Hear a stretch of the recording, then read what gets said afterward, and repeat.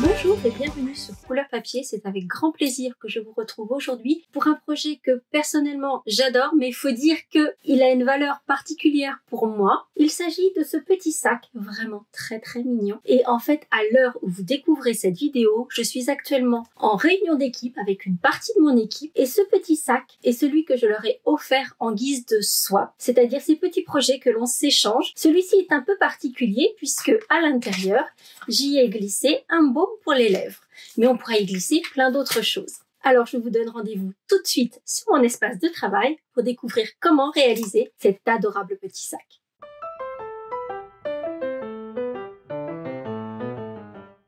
Pour réaliser notre petit sac à main qui pourra accueillir notre baume à lèvres, nous allons avoir besoin d'un rectangle de papier qui mesure 2 pouces 3/4 par 8 pouces. Vous en avez l'habitude, quand je fais des projets 3D, j'aime beaucoup plus utiliser le système impérial.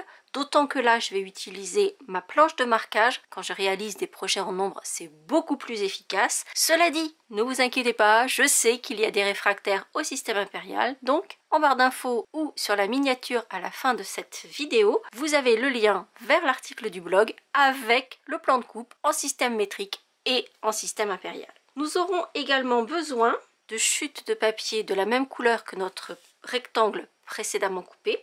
Il nous faudra également des chutes de papier assorties au papier à motif que l'on va coller ici sur le rabat de notre sac à main. Pour mon prototype, j'ai utilisé la collection Vichy Champêtre. Pour la version que nous allons réaliser ensemble, j'ai utilisé le papier Bonjour Irrésistible qui est juste superbe et du coup je ne résiste pas à vous le montrer un petit peu plus en détail. On va avoir une série de papiers dans des tons chauds et évidemment ils sont recto verso, donc ici on a des couleurs plus passe-partout et puis une série dans des coloris plus froids. Et comme pour les papiers au coloris chaud, au dos, là encore on va avoir plein d'effets un peu aquarelle qui sont très jolis. Et puis si vous êtes déjà adepte des papiers à motif Stampin' Up, vous savez que au dos vous avez les couleurs qui sont intégrées dans cette collection de papier. Donc ici pour la collection Bonjour Irrésistible, on va avoir du Narcisse Délice, du Flamant Fougueux, du Lagon Lointain, du Pétale Rose, du Pampimpant et du Sous l'écume. Si vous vous posez la question de qui sont Pampimpant et Lagon Lointain, ce sont des coloris qui vont revenir dans notre prochain catalogue qui arrive début mai. Et donc avec ce joli papier qui donne un effet un peu comme s'il était embossé à chaud en blanc, j'aime beaucoup, j'ai choisi de l'assortir avec du Pétale Rose. Pour ce qui concerne le matériel, je vais utiliser le set de tampons Decorative Borders, en particulier avec ce joli tampon-ci, et le lot Pétale Park qui va me servir pour toute la décoration avec les petites fleurs sur mon petit sac.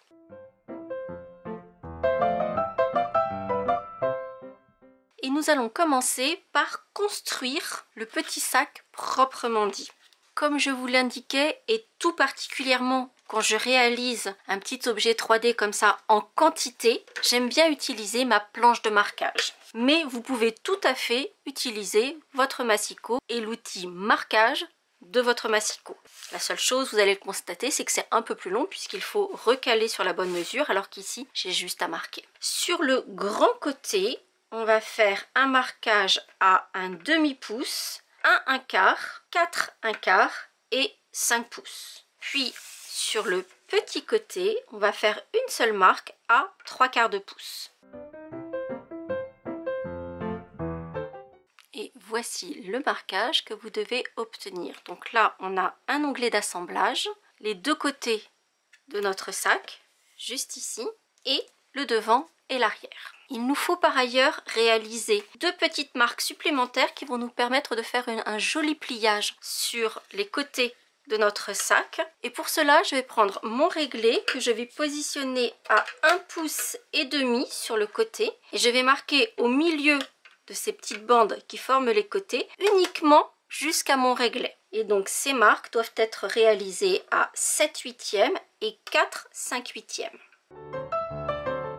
Et vous voyez, mon réglé permet d'arrêter le marquage juste où il faut. nous avons ensuite un petit peu de découpe à réaliser, puisque ce morceau-là va complètement partir. L'onglet d'assemblage, on va légèrement le biaiser. Et ici, sur la partie qui va former le fond de notre sac, on va ouvrir en biaisant légèrement sur chacune des lignes de marquage.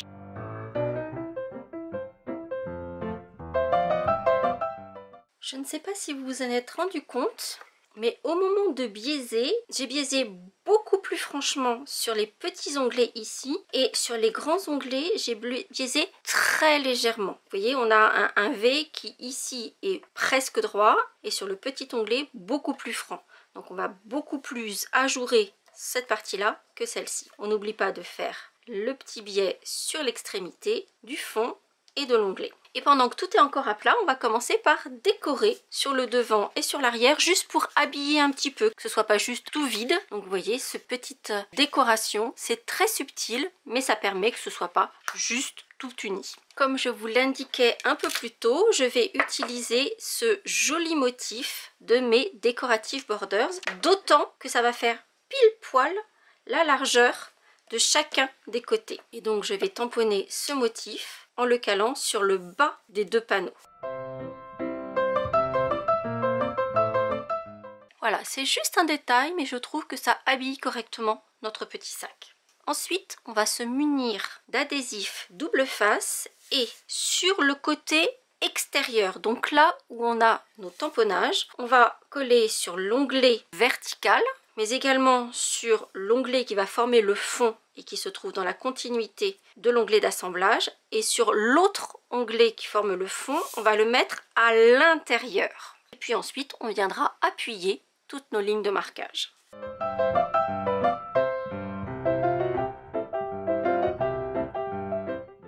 Donc vous voyez, on a ici nos deux adhésifs et de l'autre côté à l'intérieur sur le troisième volet. On va pouvoir réajuster ici notre onglet d'assemblage, ça sera beaucoup plus simple pour la suite. Et puis on va mettre en place, mettre en volume cette première partie du sac. Donc je vais d'abord décoller uniquement l'onglet d'assemblage qui se trouve à la verticale et je vais replier mon petit sac en alignant le haut et la ligne de pliage du bas. Ensuite, je vais découvrir mes deux bandes d'adhésif. Donc là, il y en a une qui se trouve ici, je replie délicatement et je viens découvrir la seconde qui se trouve à l'intérieur. Et vous allez comprendre pourquoi je vous ai fait placer ces adhésifs sur le fond à ces endroits précisément. Puisqu'en fait, l'idée, c'est que l'on va complètement dissimuler ces petits onglets ici dont on a besoin pour former un joli fond, mais on n'a pas envie qu'ils soient visibles et ils ne le seront ni à l'intérieur ni à l'extérieur.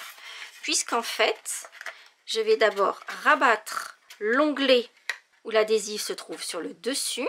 Je vais rabattre mes deux petits côtés et ensuite, et vous voyez qu'on a un fond qui est complètement propre, aussi bien à l'intérieur qu'à l'extérieur.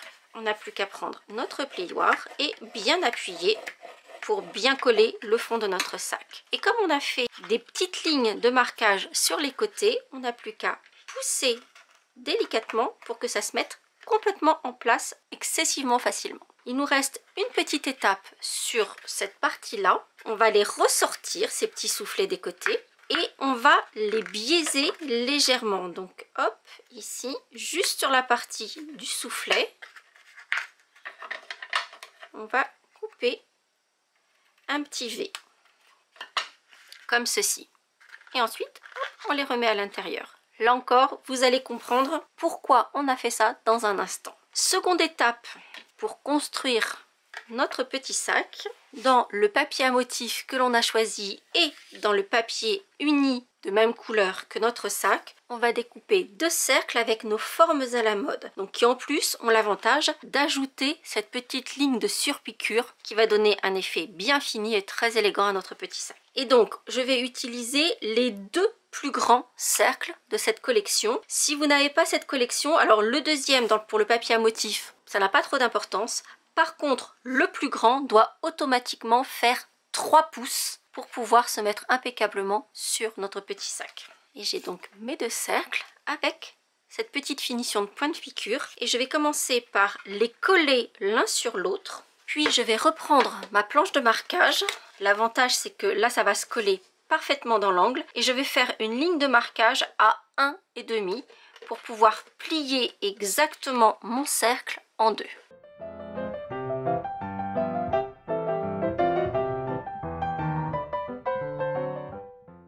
Comme c'est le cas ici pour moi, vous avez des motifs particuliers sur votre papier à motifs. Vous pouvez choisir, vous m'avez vu le tourner parce qu'en fait je voulais sélectionner, alors je ne sais même pas encore de quel côté, mais voilà, je voulais que les fleurs soient entières. Donc j'ai choisi l'endroit où je voulais cette ligne de marquage pour avoir les fleurs de la façon dont je le souhaitais. Sur ce rabat de notre sac, là encore, sur la partie du papier cartonné, donc sur la partie brune, on va encore faire une petite encoche. On va couper un petit V de chaque côté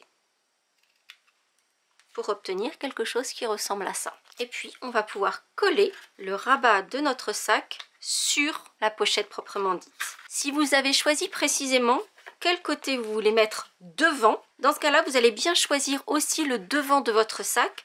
C'est la partie où on ne va pas voir la ligne d'assemblage et où on va avoir quelque chose qui est très joli et tout en douceur. Comme vous avez pu le voir au moment de coller le rabat, je fais bien attention à ce qu'il soit bien centré, donc que ça ne dépasse pas les côtés du cercle d'un côté ou de l'autre. Donc je vais bien le centrer pour qu'il arrive parfaitement centré sur la pochette du sac. Il nous reste 2 étapes pour finaliser le sac proprement dit. On va ajouter l'anse avec cette jolie cordelière brute avec cette petite touche argentée à l'intérieur. Il s'agit de notre ficelle à rôti tressée argent et j'en ai coupé une longueur de 6 pouces, soit une quinzaine de centimètres. Et on va également positionner les petits aimants qui vont permettre de fermer notre sac. Ça c'est quelque chose que j'adore, les petites fermetures aimantées, je trouve que ça donne la petite touche en plus. J'ai donc mes 2 petits aimants, alors ceux-là sont déjà autocollants. Pour autant, j'aime bien ajouter un petit mini glue dot en plus, juste pour faire bonne mesure et de m'assurer que ça ne se décolle pas. Et j'aime tout particulièrement ces aimants-là parce qu'ils sont extrêmement fins. Je vous mettrai dans la liste des courses sur le blog le lien du site sur lequel je les achète. Ça s'appelle 123 Magnet, donc je vous mettrai le lien parce que je les trouve vraiment top. Donc vous voyez, j'ai collé mes petits aimants sur un mini glue dot. Voilà, ils sont autocollants mais je préfère m'assurer que ça ne se décolle pas. Et je vais d'abord coller le premier sur l'intérieur du rabat de mon sac. Je vais ensuite prendre mon second petit aimant et en fait je vais le faire se coller sur le premier. Ce qui me permet ensuite de fermer mon sac et ainsi, comme il y a le mini glue dot qui se trouve juste dessus, et bien en fait l'aimant est venu se placer exactement à la place où il doit être. Donc je vais juste appuyer pour qu'il soit bien collé et ainsi je sais que mes 2 aimants sont parfaitement en vis-à-vis pour pouvoir faire la fermeture de mon sac. Pour ce qui concerne l'anse de mon sac, vous allez comprendre pourquoi on a fait toutes ces petites encoches sur le cercle et sur le sac proprement dit, puisqu'en fait je vais utiliser un pistolet à colle chaude. Je vais mettre un peu de colle ici sur le côté, me servir d'un poinçon pour pouvoir positionner correctement l'anse. Je vais la coller juste sur la partie arrière du soufflet, donc ici juste dans l'angle. Je vais positionner d'un côté ici et de l'autre ici. Et avec la colle chaude, ça tiendra impeccablement.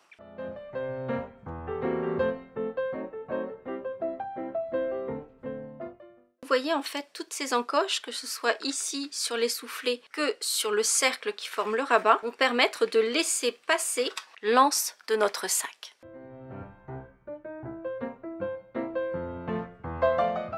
Il ne nous reste plus qu'à ajouter les petites décorations, donc ici ces petites fleurs. Je ne vais pas vous remontrer en détail comment j'ai réalisé ces fleurs parce que ce sont exactement les mêmes que sur la boîte octogonale façon La Durée et je vous remets la vidéo juste ici. C'est le dernier chapitre de cette vidéo. Donc moi, mes petites fleurs et mes feuilles sont découpées. Donc vous voyez, je suis restée exactement dans les tonalités du papier. J'ai tamponné mes petites fleurs en pétales roses sur du papier blanc épais. Et pour les feuilles, je les ai tamponnées elles aussi en pétales roses, mais cette fois-ci en ton sur ton sur du papier pétales roses. Et puis on va donc simplement mettre un peu de colle chaude au dos de la plus grande des fleurs que l'on va placer juste au-dessus de l'aimant.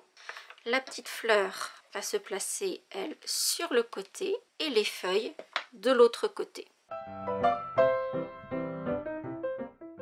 Comme vous pouvez le constater, c'est vraiment extrêmement rapide à réaliser. Alors effectivement, moi j'ai calculé la taille de ce petit sac par rapport au baume à lèvres que je voulais mettre à l'intérieur. D'ailleurs, comme moi, vous êtes une folle furieuse des baumes à lèvres, ceux-là sont très bien. Les Burt's Bees, ils sont vraiment très efficaces et très agréables. Mais vous pouvez aussi tout à fait y mettre un petit chocolat pour le café, par exemple. Vous savez, les petites caracs, rentrer des caracs dans le petit sac que vous pourrez placer sur une table pour Pâques, par exemple. Ça sera super joli. Pour la fête des mères, pour un mariage. Enfin voilà, il y a plein de choses que l'on peut insérer dans ces petits sacs. Je trouve que c'est très mignon. Ça peut être une carte cadeau aussi. Ça sera parfait. Pour ma part, et je vous mettrai des photos sur le blog parce que je n'ai pas encore terminé, j'ai réalisé ce petit sac dans plein de coloris différents et en quantité. Ils ne sont pas finalisés comme vous pouvez le voir, il me reste encore les petites fleurs à mettre. Mais surtout, je vais y ajouter des petits détails supplémentaires, c'est-à-dire que ça va être un petit sac 3-4 en 1. En fait, je vous explique parce que peut-être